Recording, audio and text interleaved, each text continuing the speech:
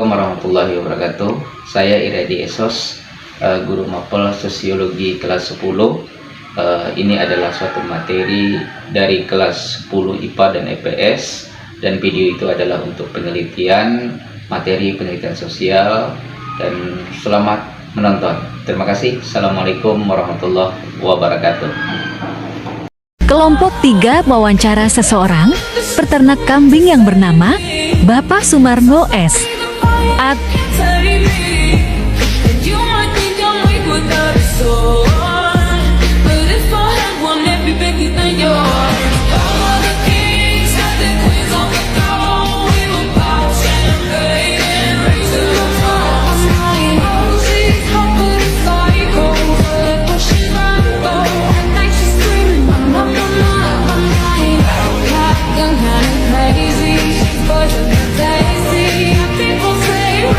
Selamat menonton.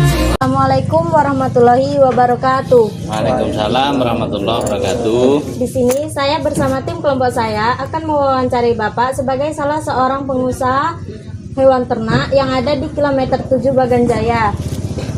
Pertanyaan pertama, siapa nama Bapak? Assalamualaikum warahmatullahi wabarakatuh. Waalaikumsalam warahmatullahi wabarakatuh. Alhamdulillah, perkenalkan dari saya adalah satu warga dari Desa Baganjaya, Kabupaten Tangerang, yang berusaha di bidang peternakan, ada ternak besar ataupun ternak kecil. Ternak besar termasuk sapi, kambing, dan kerbau. Ternak kecil termasuk unggas. Khusus pada hari ini saya akan terangkan masalah ternak besar, yaitu berupa kambing. Pertama saya perkenalkan, nama saya Sumarno, berdomisili di Desa Baganjaya, Kecamatan Enok. Ya. Berapakah umur Bapak saat ini? Alhamdulillah saya telah berumur 55 tahun, dan saya bekerja atau menggeluti peternakan ini semenjak tahun 2019. Jadi sejak 2019, bukan 2019, 2008. Itu saya sudah bekerja di peternakan, khususnya ternak besar dan ternak kecil. Pada usia berapa Bapak memulai menjalankan bisnis ini? Apakah langsung maju seperti ini ataukah mengalami beberapa proses terlebih dahulu? Tentunya kita mulai dari nol, dari proses yang tidak mudah, apalagi di bidang peternakan. Itu bermacam-macam hal yang harus kita pelajari, harus kita tekuni.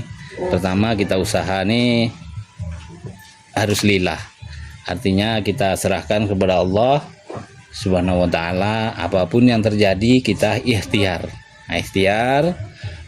untuk mendapat ridhonya. Jadi itu yang terpenting. Kalau orang usaha itu pertama niatkan dulu bismillah lillahi ta'ala. Itu dulu usaha saya dulu. Dimulai dari situ, mulai dari kecil, bukan dari langsung besar, tidak. Dari kecil, dari ternak pertama dulu. Sejarahnya tuh Bapak berusaha ini, kalau mau boleh kata sejujurnya, itu dari kenang-kenangan yang Bapak berikan sama istri Bapak dulu. Itu dia sejarahnya.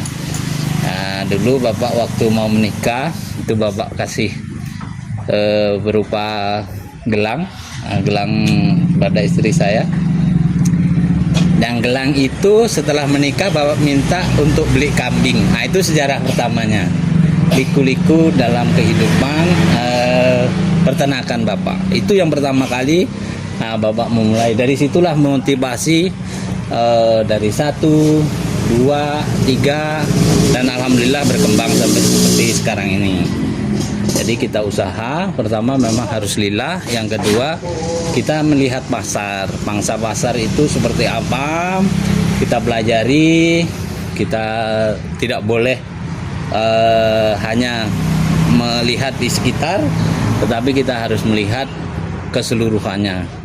Pasar dunia, pasar lokal, pasar provinsi harus kita lihat. Jadi dari situ kita tahu bahwa peluang peternakan ini sangat memungkinkan, sangat menjanjikan. Seperti itu. Jadi kepada adik-adik semua bahwa berpesan nanti jangan mulai dari sekarang lah. Tengok peluang apa yang kita bisa usahakan. Tidak harus peternak semua, tidak. Tentu kan kita mempunyai hobi, mempunyai keinginan masing-masing, yang cita-cita jadi pegawai dan lain sebagainya. Khusus untuk peternakan, lihat baik di YouTube bisa dipelajari. Sekarang udah mudah, kalau dulu tak ada YouTube-YouTubean, ada kalau dulu. Kita memang harus belajar dari nol. Rasa demikian. Baik Pak, berapakah keuntungan yang didapat pada setiap bulannya? Dan apakah setiap bulannya keuntungan tersebut terus bertambah dan bagaimana caranya?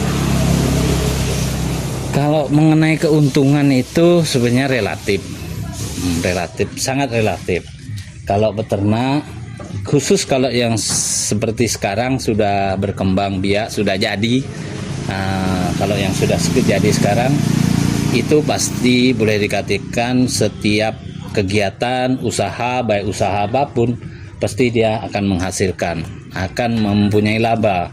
Nah, laba ini juga perlu saya sampaikan kepada peserta didik semuanya, bahwa kita target laba itu pertama untuk karyawan, yang kedua lebihnya untuk ibadah. Kita kan tentu ada mempunyai kelebihan, niatkan dalam hati kita untuk beribadah.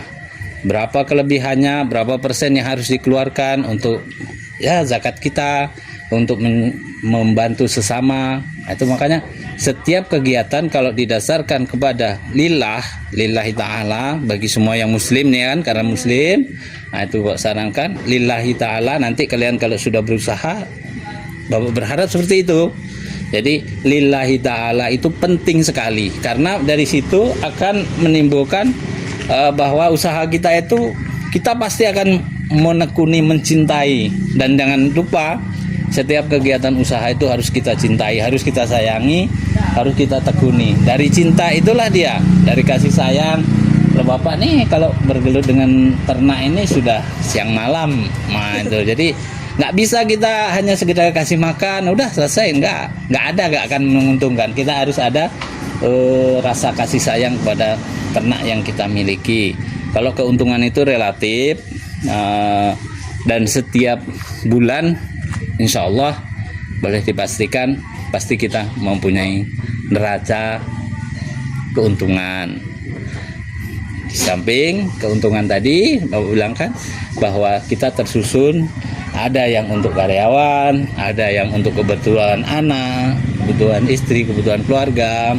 Ada juga yang harus dikeluarkan, yaitu zakat mal kita. Itu setiap bulan, setiap saat harus kita keluarkan. Aduh, caranya seperti apa? Yaitu tadi, kita mencintai yang kita usahakan itu kita cintai, yang kita kerjakan itu kita cintai. Kalau kita cintai, kita sayangi, kita bekerja dengan baik, insya Allah sukses semua. Begitu juga dengan sekolah. Kalian sekolah itu, kalau kalian pertama tak cinta dengan sekolah kalian, nggak akan jadi apa-apa. Tapi kalau kalian cinta, pasti akan berusaha. Saya kemana nih supaya tidak tertinggal dengan kawan-kawan. Nah itu dia. Nah itu tadi, yang kedepannya juga kita melihat situasi kondisi, keperluan tiap bulannya seperti apa, keperluan masyarakatnya, hari-hari besar. Kita kan udah punya planning, harus punya planning. Nah, sekolah juga harus punya planning. Saya tahun ini ranking sekian, tahun depan ranking sekian. Saya hari ini ternak sekian jumlahnya, tahun depan harus sekian, tahun depannya naik sekian. Nah gitu kira-kira. Baik Pak, terima kasih. Ya.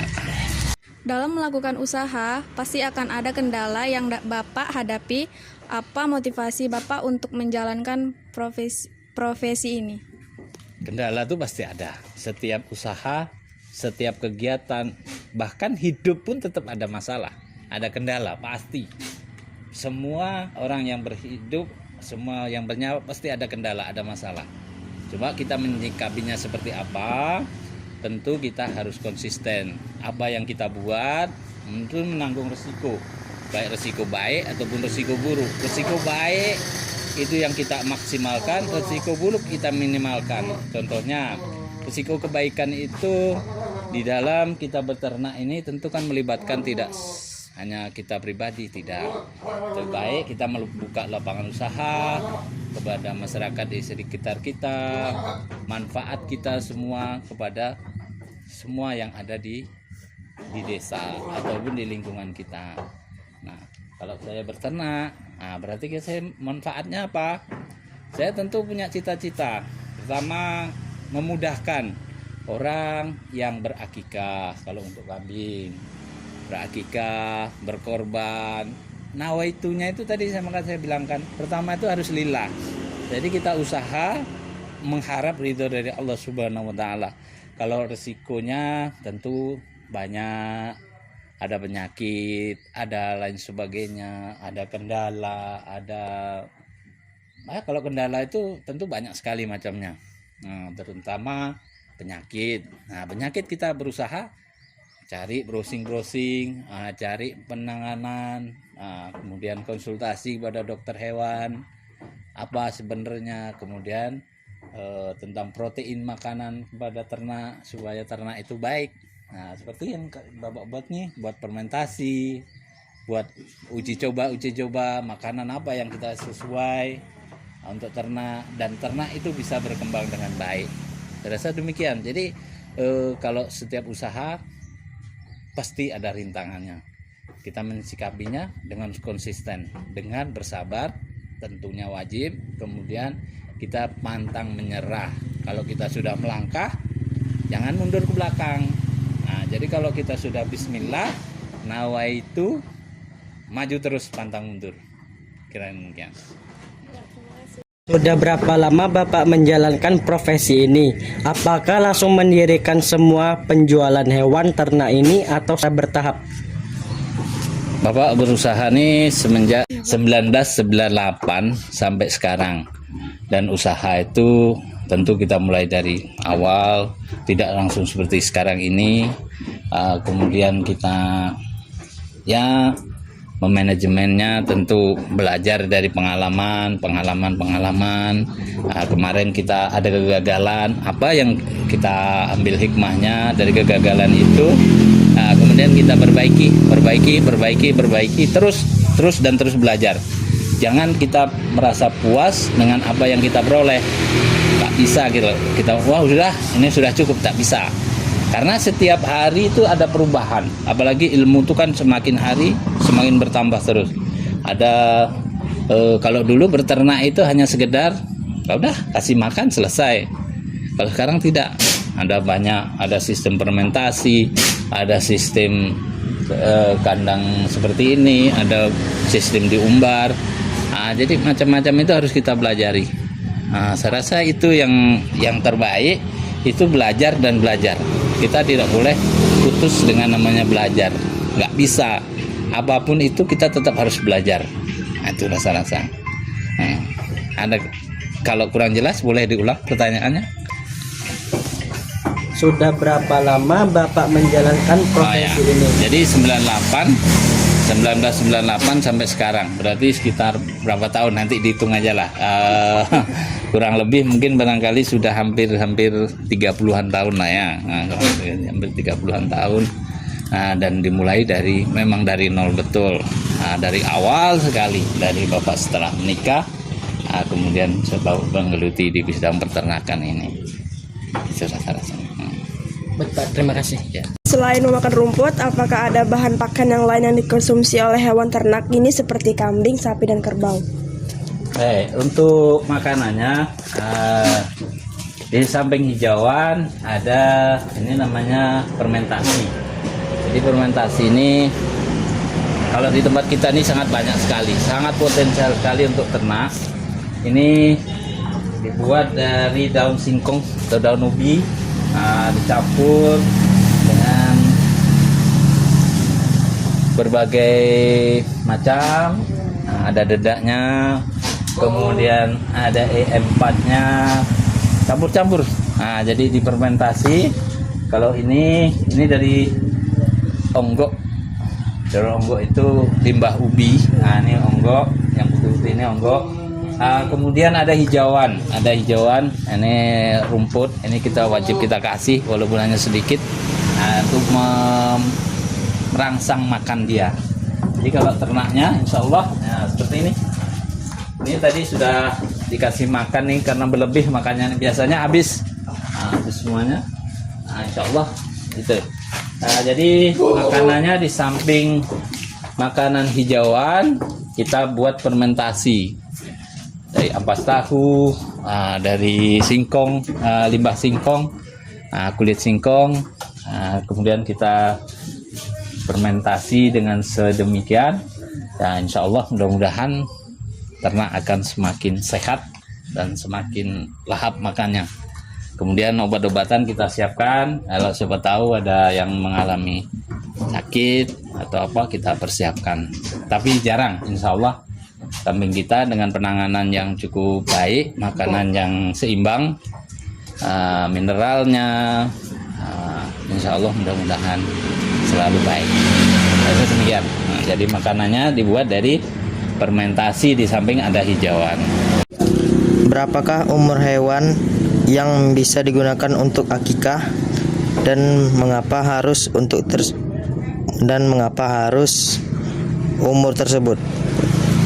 Untuk spesifik hewan untuk berakikah itu khusus untuk kambing ini nama ada kambing PE, ada kambing kacang, ada kambing kibas atau domba. Kalau untuk kambing kacang, kambing jenis etawa itu yang sebenarnya adalah usianya minimal di atas 1 tahun, atau yang lebih sempurna orang memakai yang usia 2 tahun atau sudah poel atau ganti gigi. Nah, itu jadi kalau untuk berkurban, akikah itu ada ukurannya. Jadi kalau bisa diusahakan yang umur 2 tahun. Dan insya Allah kita persiapkan yang untuk umur 2 tahun itu sudah ada tersendiri, karena kita sifatnya ada yang umur di bawah 2 tahun, ada yang breeding itu kita pelihara, tetapi kita memelihara secara dilepas saja. Itu di kandang di kebun. Yang ini khusus untuk sudah siap jual. Jadi insya Allah udah di atas 2 tahun. Ini untuk keperluan baik akikah ataupun untuk berkurban. Nah, ini sudah kita persiapkan dan kita pilih mana yang sudah layak untuk berkurban atau akikah atau kepentingan agama Islam yang lain. Nah, itu sudah kita spesifikasi sendiri. Jadi minimalnya 1 tahun ke atas atau 2 tahun yang lebih sempurnanya. Kemudian untuk domba ataupun untuk jenis kambing, kalau di sini kambing gembel kata orang tuh, kambing gembel itu 6 bulan ke atas. 6 bulan ke atas itu sudah bisa untuk akikah ataupun untuk korban. Nah, sebagian masih berkeyakinan 2 tahun. Nah, sekarang kita tergantung kepada ilmu yang dimiliki orang-orang yang mau berkorban ataupun berakikah. Kalau kita menyarankan yang lebih sempurna tentu yang sudah cukup umur 2 tahun ataupun 1 tahun ke atas atau sudah ganti gigi. Nah, itu namanya harus terpenuhi syarat-syarat itu. Saya rasa demikian. Terima kasih, Pak. Saja mengalami suatu kendala musibah, apa yang Bapak lakukan untuk tetap gigih menjalani profesi ini?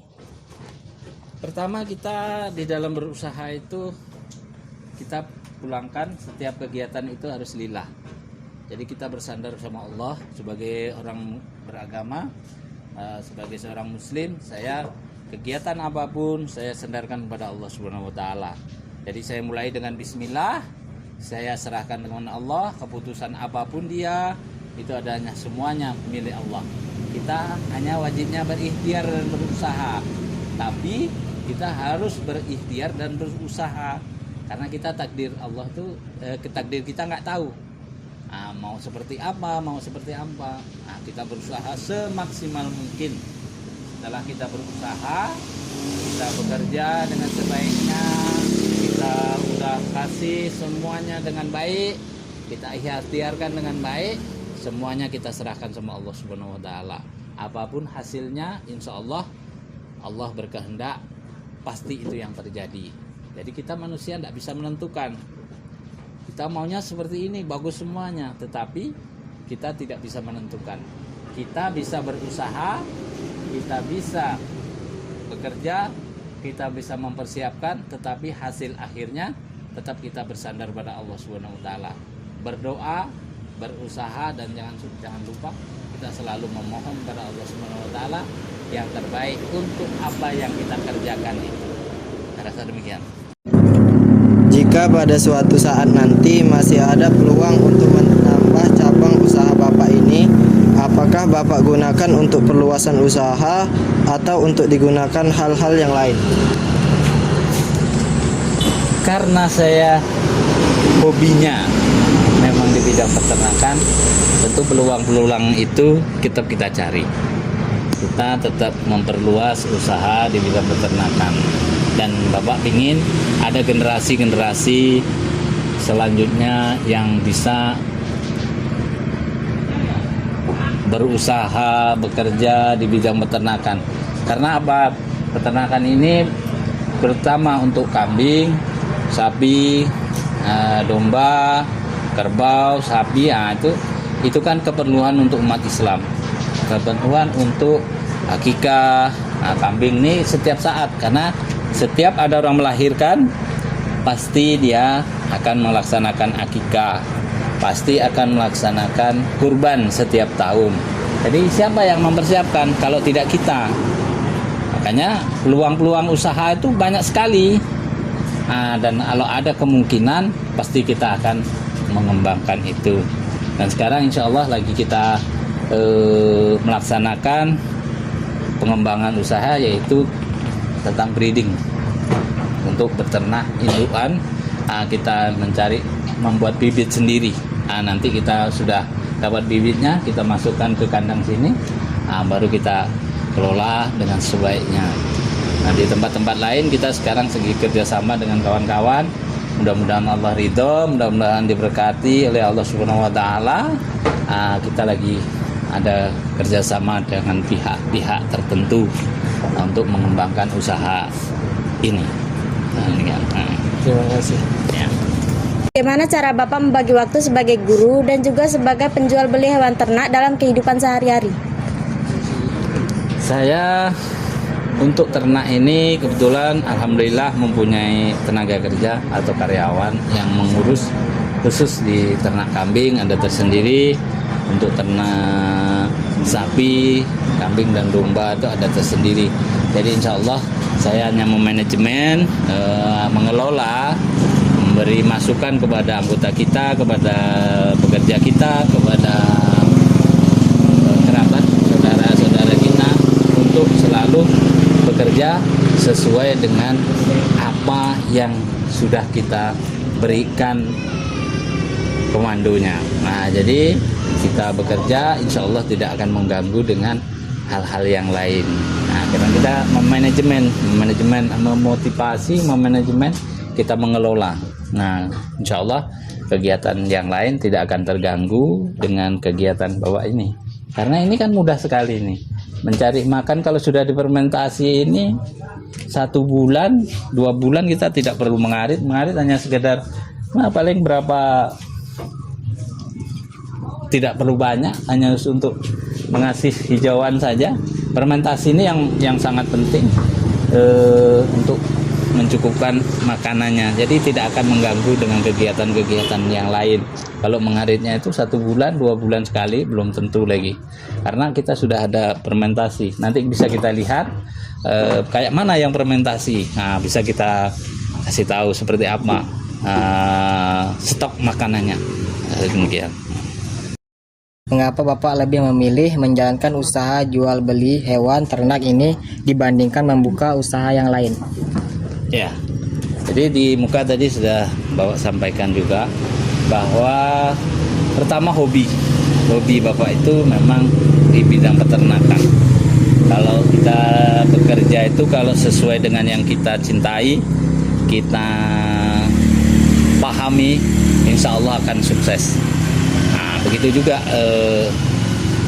dengan apa yang kita buat itu, kalau kita paham, mengerti dengan apa yang kita usahakan, itu kemungkinan kesuksesan itu jauh lebih tinggi dibanding dengan kita bekerja yang kita tidak tahu. Nah, kita tidak mengerti apa yang kita usahakan, apa yang kita laksanakan kegiatan itu. Kalau kita tahu apa yang kita usahakan, itu insya Allah pasti kita akan sukses. Nah, kebetulan Bapak nih basicnya ataupun hobinya atau sukanya ini di bidang peternakan, maka Bapak geluti di bidang peternakan ini. Jadi peternakan ini sudah kayak hal yang sangat-sangat diperlukan dalam kehidupan Bapak. Nanti saya rasa demikian. Terima kasih. Motivasi Bapak kepada kami agar kami nantinya sukses di masa yang akan datang. Baik, bismillahirrahmanirrahim. Jadi sebagai orang tua, sebagai tentunya Bapak seorang pengusaha berpesan kepada adik-adik, anak-anak semuanya yang kebetulan hari ini bersilaturahim ke kandang kami. Tentu kalian punya masa yang sangat panjang, masa yang sangat luas untuk menuntut ilmu. Tuntutlah ilmu, jangan merasa puas setelah sampai di SMA ini selesai, tidak. Tuntut ilmu, semua ilmu itu penting, baik ilmu agama tentu yang terpenting. Bagi orang yang beragama Islam tentu wajib menuntut agama Islam. Kemudian yang kedua, semua ilmu dunia yang apapun itu tetap kita akan perlukan, baik itu ekonomi, sosial, politik, budaya, tetap akan kita perlukan.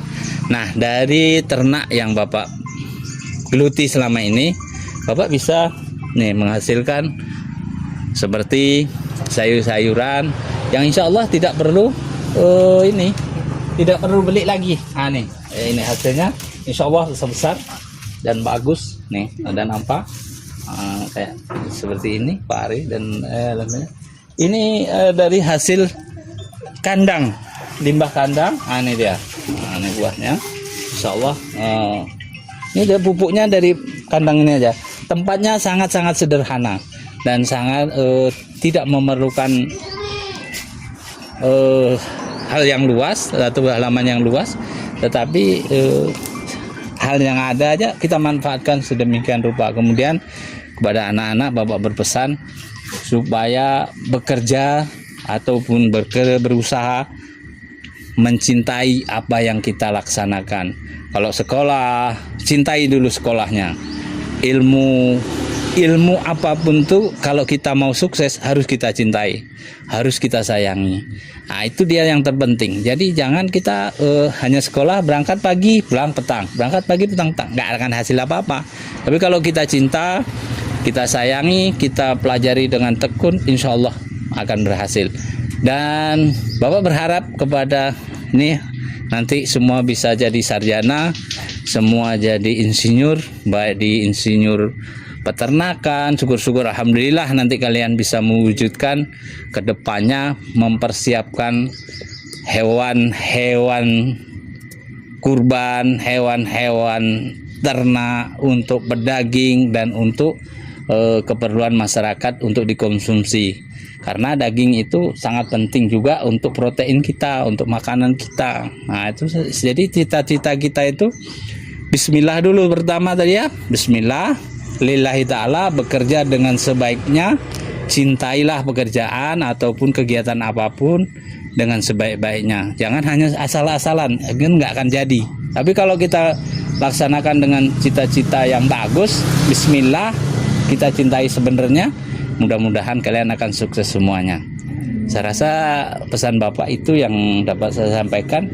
Kemudian jangan lupa, karena kalian waktunya masih panjang, belajar dan terus belajar. Jangan merasa puas sampai di SMA selesai. Tidak, ini harus menatap pendidikan ke jenjang selanjutnya. S1, S2 bila perlu sampai kepada S3 dan lain sebagainya. Itu yang terpenting kepada anak-anak semuanya.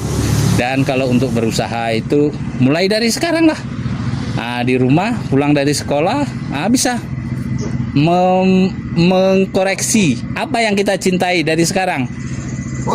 Coba dipelajari, coba diterapkan dalam kehidupan, insya Allah sukses. Kesuksesan itu dimulai dari diri kita sendiri. Kalau kita mau sukses, kita sendiri yang membuat sukses. Tapi kalau kita hanya ikut-ikutan sama orang lain, insya Allah kecil kemungkinan untuk sukses. Saya rasa demikian, dan mohon maaf kepada anak-anak semuanya kalau penyampaian Bapak kurang berkenan atau tidak pada tempatnya, ataupun pelayanan yang kami sampaikan tidak memenuhi apa yang diinginkan oleh anak-anak dan pihak sekolah. Saya rasa demikian. Bapak akhiri, mohon maaf lahir batin, fitin wa dunya wal akhirah. Kiranya ada yang menyinggung, ada yang kurang berkenan, mohon maaf lahir dan batin. Dan mudah-mudahan Bapak doakan kalian semuanya menjadi anak yang soleh-solehah, sukses selalu, ke depan jauh lebih baik daripada Bapak. Assalamualaikum warahmatullahi wabarakatuh.